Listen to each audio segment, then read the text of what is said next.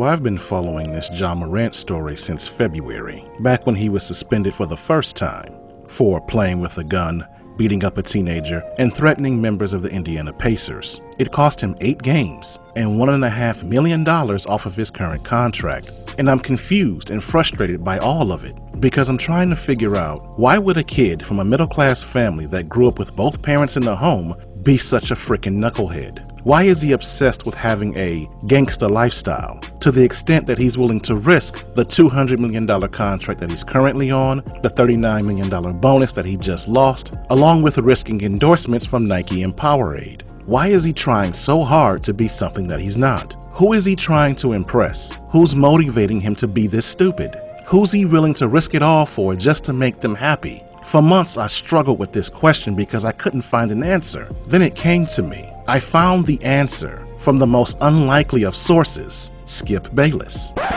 What?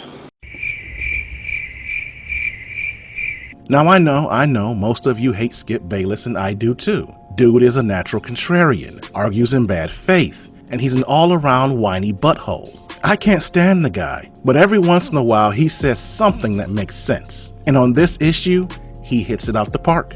I have tried and tried and tried some more to love this kid because I really love him as a basketball player. Yeah. But who doesn't? Who can't? You and I went back and forth ahead of his draft. I said I liked him, but I think Zion's going to be a greater force in the league just because he's so much bigger. And I did worry a little bit about Ja's size and about his ability to shoot the three. He really struggled his first year to shoot the three.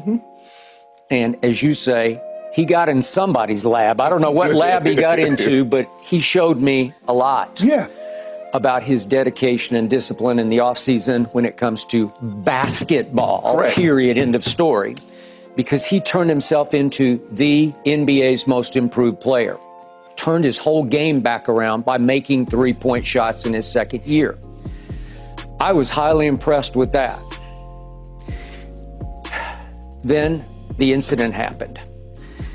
Yeah. You mean incident or incidents with an S? I'm about to go into that. Okay. Because I had swept all the previous little incidents under my little carpet or rug over on this side. I know you got one over there too. But I kept trying to say, well, it's okay. It's okay.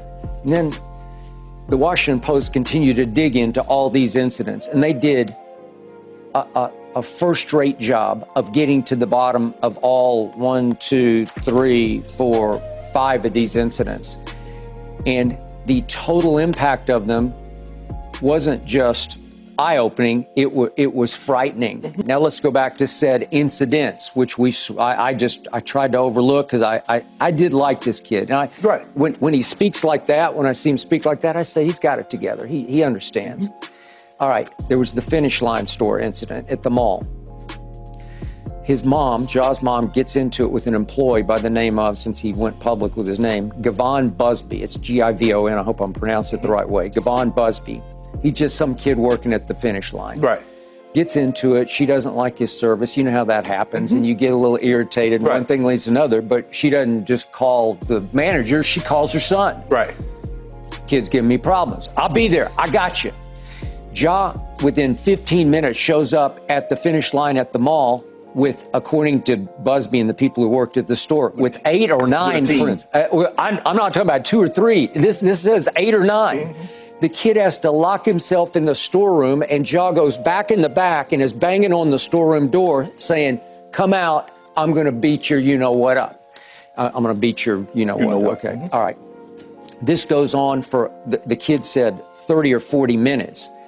And finally... Why would mom even call and put her son in that situation, knowing your son is an NBA All-Star? Knowing your son, who your son is, why would you even put him in that situation? This is so outrageous. It's so over the top, over the line for what this kid said. So anyway, then Ja and his group go into the parking lot, and the head of mall security follows them into the parking lot, and they get into it, and he claims that somebody in the group, I could maybe guess which that somebody was, shoves him, pushed him in the face, And he felt so threatened because Ja said, according to the police report filed, that I'm gonna find out when you get off, and I'm gonna come back and we're gonna finish this. Right. So he files a police report saying that Ja threatened him. Okay, this is insult to injury, and the group won't leave the premises. Then we have the volleyball game incident in which his mom is watching his sister play basketball at a local, it's called Houston High School in Memphis. And somebody says something to the sister / daughter who's playing in the volleyball game, a student up in the I think it was a female student. And once again, mom calls Ja, and here he comes with his guys, and they're going to, so to speak, police this incident. There's a security guard who tries to stop them from going up into the stands to confront the teenage, the student, and one of them gets through. I could guess which one did get through, and got up into the stands and confronted and took the phone away from the student and smashed the phone. And there was a report filed, charges, no charges were pressed, but again, it's going from bad to worse. And yes, But Skip, I got a problem. If what alleged in that incident is true, yeah, his mom got to stop putting Ja in harm's way. Well, you got to stop calling your son. Your son is not an enforcer. You do realize that your son is Ja Morant. You do realize that he's an NBA player, a very good NBA player, and you're putting him in harm's way. Because guess what? You mess around and call Ja, and guess what? One day, you're going to catch the wrong person on the right day. That is correct. And then I'm sorry, it's a misunderstanding. Ain't going to help nobody. No, and your son's going to be gone for a long time. Yeah, he might be gone. We hope that don't happen. But stop putting him in that situation.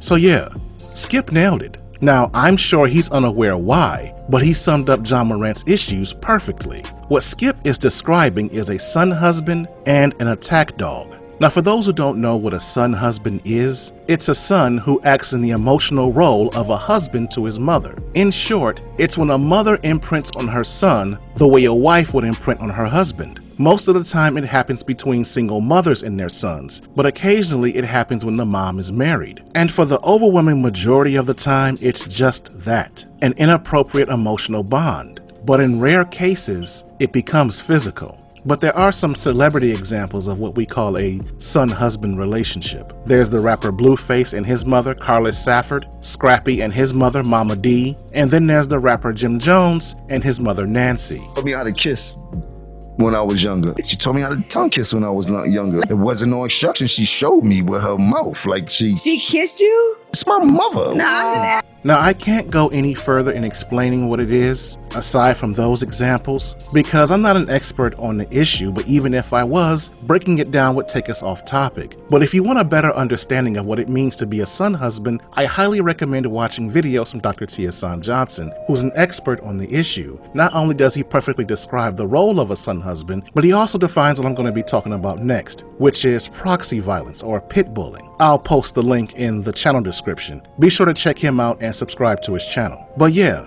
Ja Morant is a son husband. Even though his parents are happily married, he's emotionally bonded to his mother.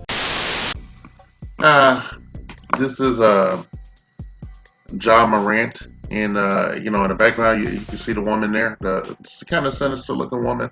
That's his mother. Okay, as we well know, this NBA player has been in a lot of trouble and she's been doing a lot of really stupid things since he got in there. Well, before he got in there.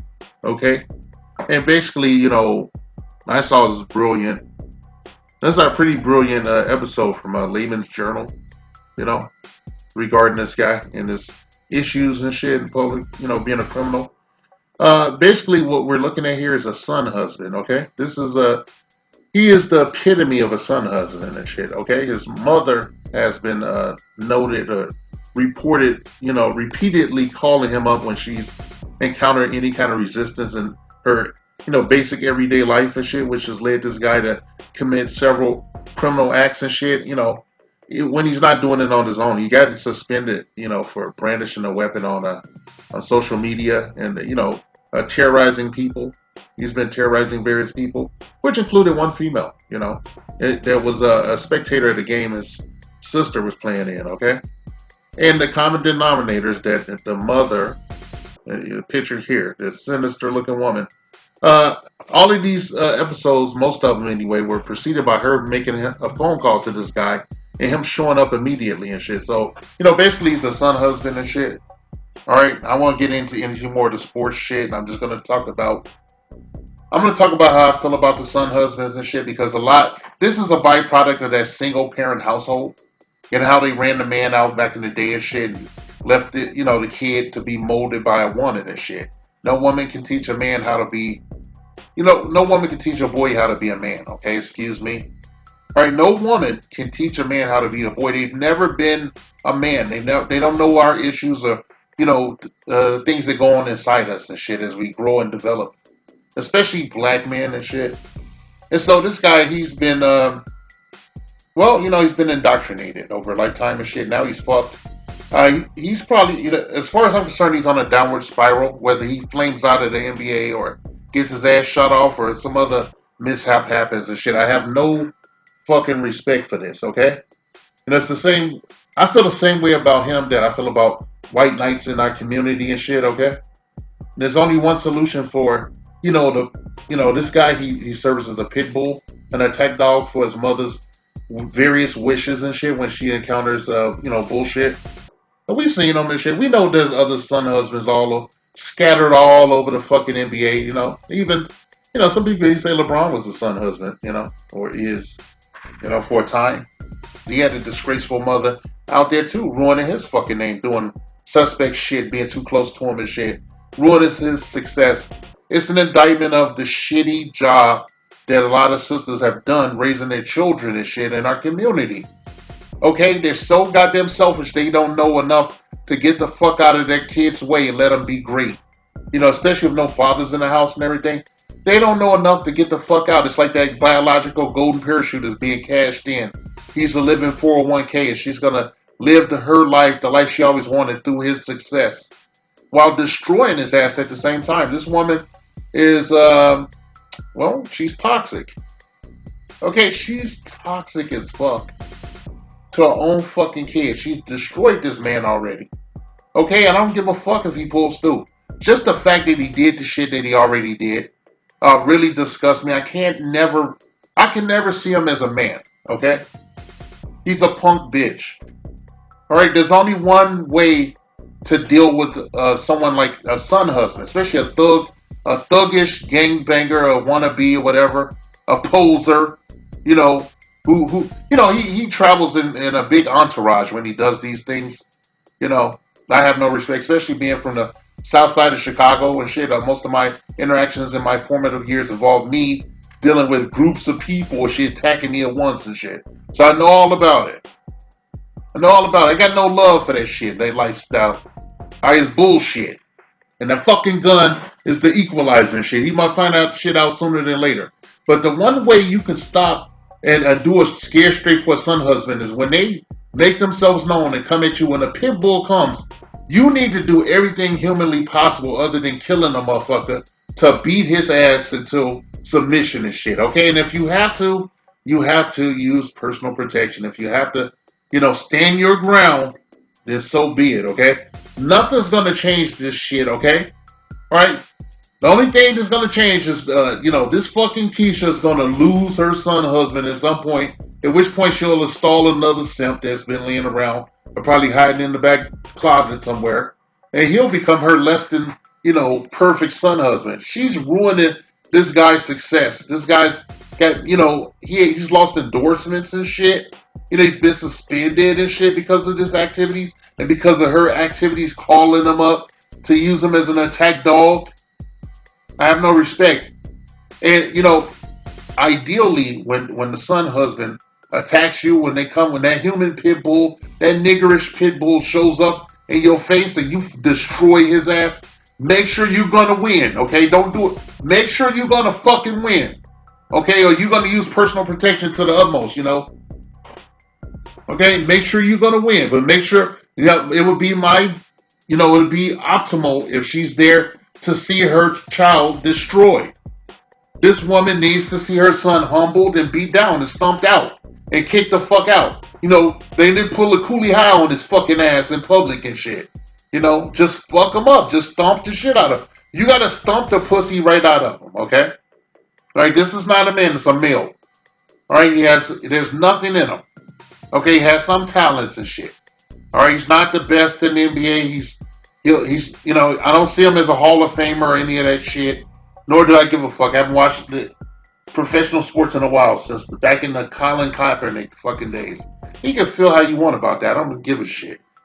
All right, I'm here to talk about the son husband phenomenon shit. Okay, he's so fucked up. He's so indoctrinated that he can't see that his worst enemy is right behind him and shit. You know, whether he likes to admit it or not, his mother has a knife stuck deep into his back, into his fucking heart. Okay? And he can't get that shit out. You know, she's gonna do what she wants with him and shit. Who knows how far the relationship has gone and shit because of the way he reacts when she calls him up. Okay, it's not normal and shit to be that hyper emotional and angrily and shit and ready to enact violence on another person just from a fucking phone call and shit, okay? You can see this woman's hard ass face. You know, she ain't no shrinking flower. She ain't no shrinking violet, whatever the fuck you want to call it. She ain't no fucking damsel in distress. She got a hard brick ass face, and her son looks like a loser to me. And the only thing that'll stop him is like him running in to save her fucking ass for whatever fucking reason that she called him and shit, and finding like 4 to 6 to 10 niggas waiting, and they just beat his ass up, just beat him and stomp the shit out of him while she watches. And then take all his shit. Okay? Jack his shit. Remove his shit. Shoes. Everything. Take her shit off and throw him back to her naked. And tell him, take your bitch home. Alright? So we gotta stop this shit, okay? I fucking hate this. I hate and I despise proxy violence, especially when it's enacted by a black female. Given our history of being murdered and lynched throughout history. To have your own fucking women sitting up here fucking your life up, stabbing you in your back, robbing you of your future because they're mad that they didn't get the right flavor milkshake. A rage. Oh yeah? Yo, why is that, G? Of the races, they say we act like rats in a cage. I tried to argue, but check it. Every night in the news, we prove them suckers right, and I got the blues. America. Get busy, Humpty. The red, the white, the blue, and the blue and the red for Crips and Bloods. The white for who's got you doing time. Busting caps on one another. The underground's down for peace among brothers. Kill a black man. What? Yo, what are you retarded? Tell them, Hump. Yo, do you work for the Klan? Do what you like. Unless you like gang banging. Let's see how many brothers leave us hanging. This message has been paid for by the Dusties. Yes, the niggas you love to hate.